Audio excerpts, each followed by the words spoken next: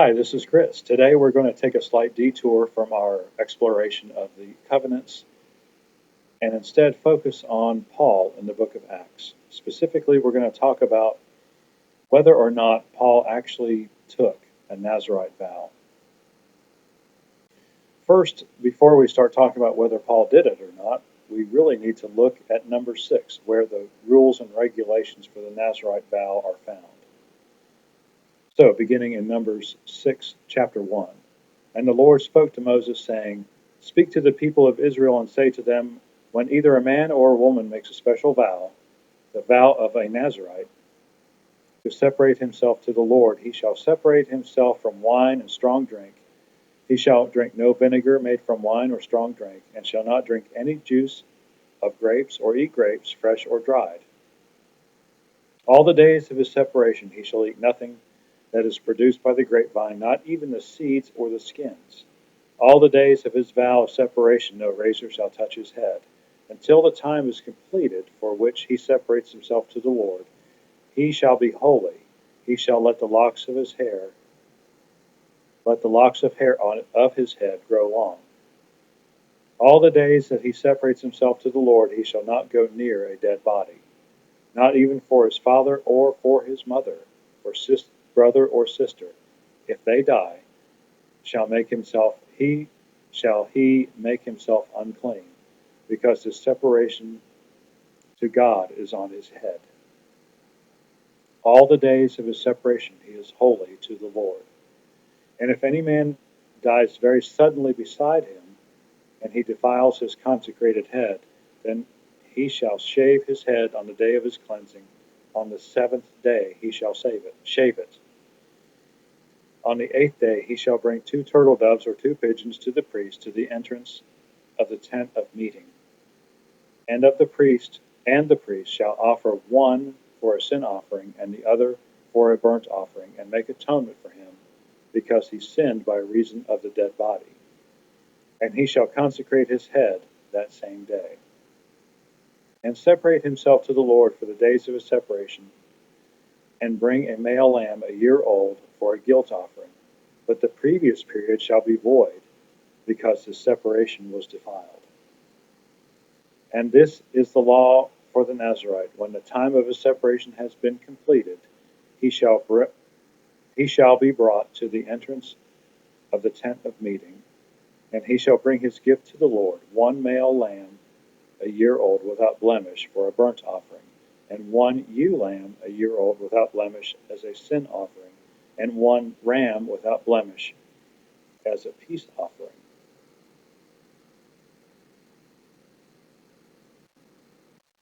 And a basket of unleavened bread, loaves of fine flour mixed with oil, and unleavened wafers smeared with oil, and their grain offerings and their drink offerings. And the priest shall bring them before the Lord, and offer his sin offering and his burnt offering. And he shall offer the ram as a sacrifice of peace offering to the Lord, with the basket of unleavened bread. The priest shall offer also its grain offering and its drink offering.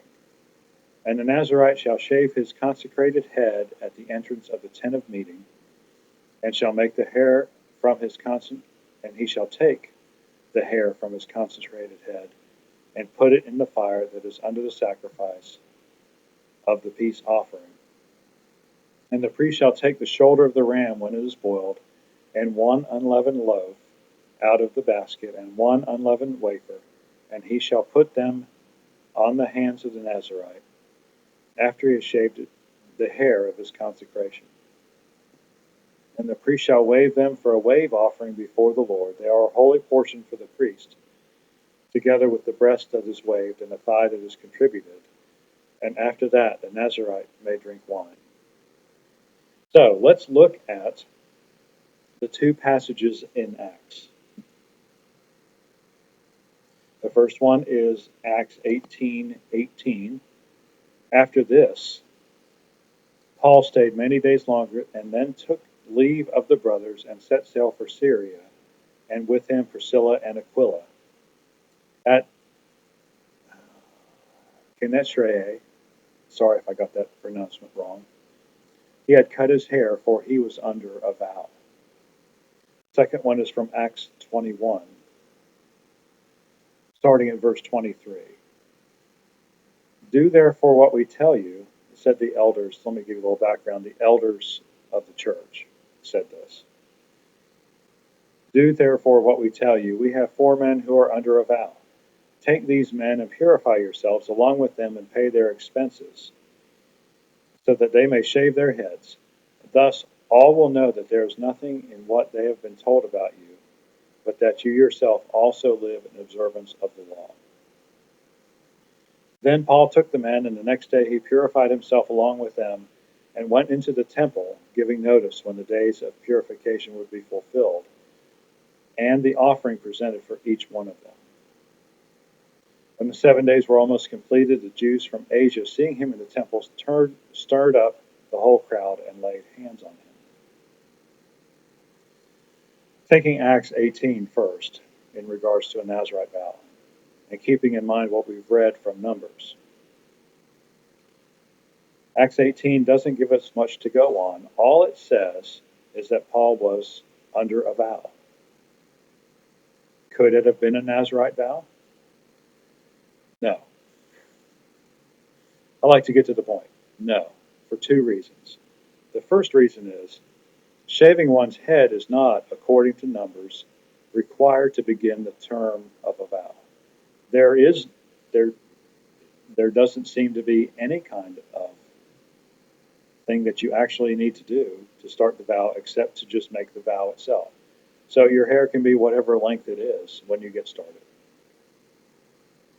2, if Paul was under a Nazarite vow, then he was required to shave his head, according to Numbers, at the entrance of the tent of meeting. Of course, the tent of meeting did not exist anymore. There was a temple in Jerusalem, so therefore, according to Deuteronomy, the place that the Lord had chosen to be his temple, where he had chosen to live, would be the place that a Nazarite would come to do his vow, or complete his vow, excuse me. So he would have had to have gone to Jerusalem, to the temple. Paul would have, that is. And before he shaved his head. So that's the progression of things. You made a vow, and it doesn't seem to be terribly important where you made the vow, but where you finished the vow was incredibly important. When the temple was built, that became the place that you had to fulfill your vow. You could not cut your hair until you got to the temple so that you could offer your hair as a sacrifice because it was consecrated. So I hope you're following along. So it seems pretty clear that the vow that's spoken of in Acts 18 was not a Nazarite vow. It could have been any kind of vow for all we know. But it did not meet the criteria of Nazarite vow. So therefore, it could not have been a Nazarite vow. Acts 21 seems, at first glance, I'll admit it, I thought it was, at first, a slam dunk. But a closer look at the details prove this is not the case. Please take special note of the mention of the 7 days in Acts 21:27. This is incredibly important. Then take a look at Numbers 7, 9 through 10. Excuse me while I scroll. If any man dies very suddenly beside him, and he defiles his consecrated head, then he shall shave his head on the day of his cleansing. On the 7th day he shall shave it. Excuse me, it's kind of a tongue twister. On the 8th day he shall bring the 2 turtle doves and the pigeons, etc., etc. This is what I want you to see. According to the procedure laid down in Numbers, the 7-day period was implemented when a Nazarite came in contact with a dead body. There are no other stipulations or qualifications or events that would trigger this 7-day waiting period. That's the only one. If you came in contact with a dead corpse, that's it.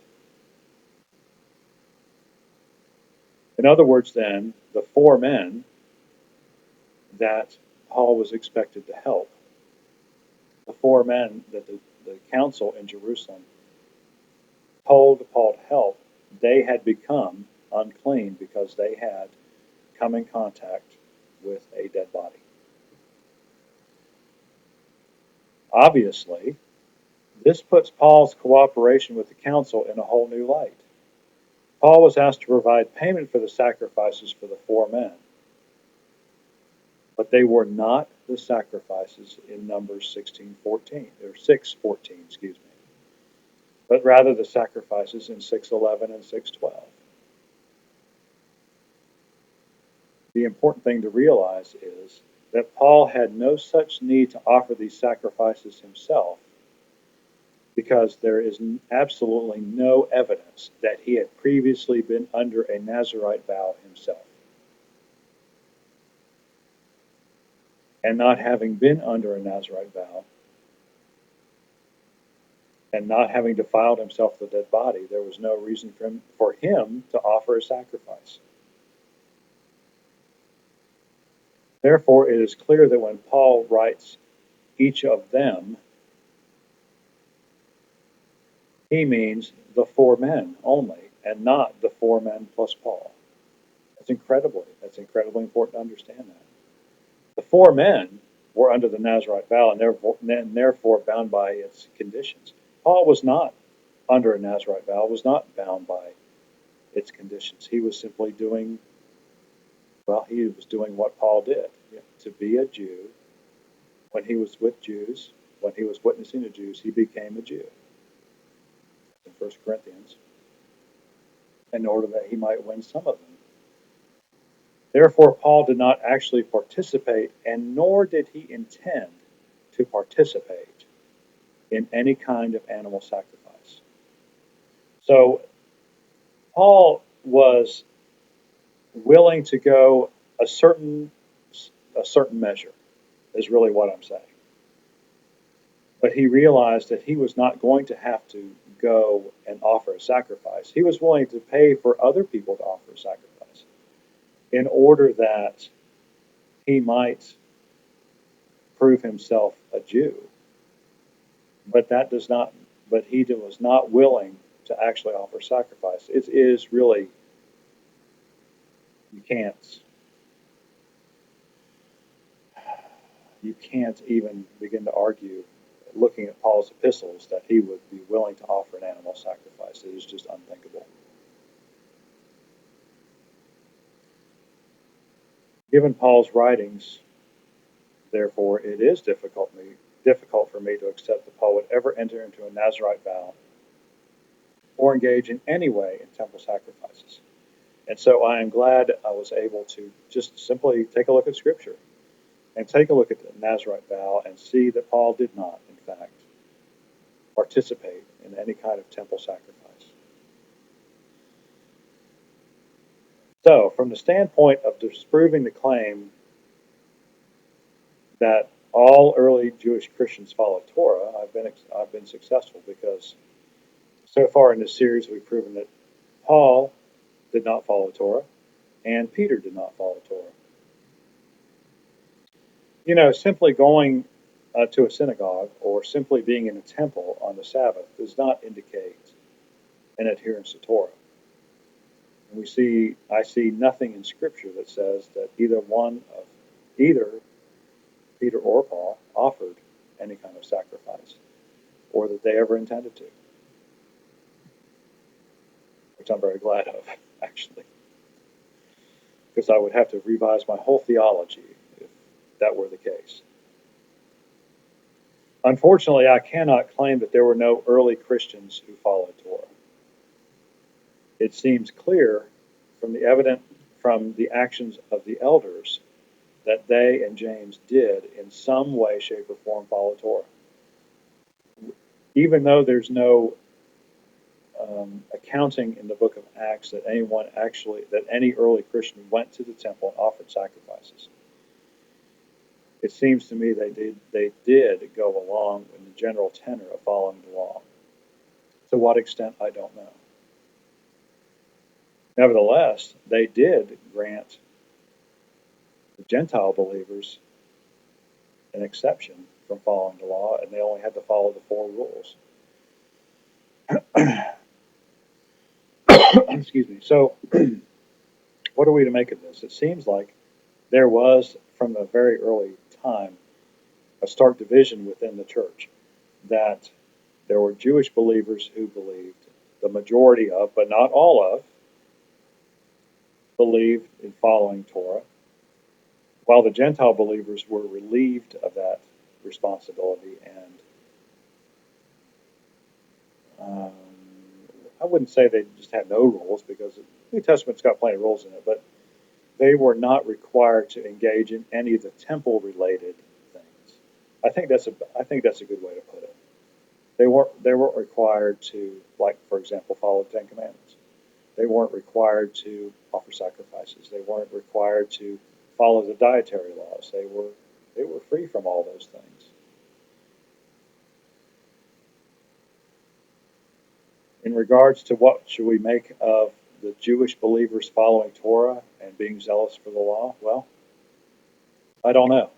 That's something that's going to require some more thought, a lot of thought, and unfortunately, I don't think there's a lot of biblical evidence to really come to a firm conclusion.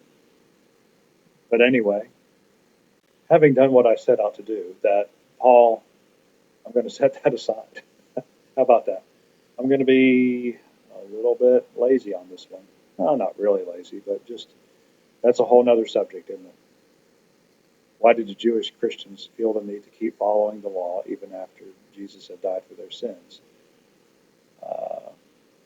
I don't know right now. I do intend to figure it out, though.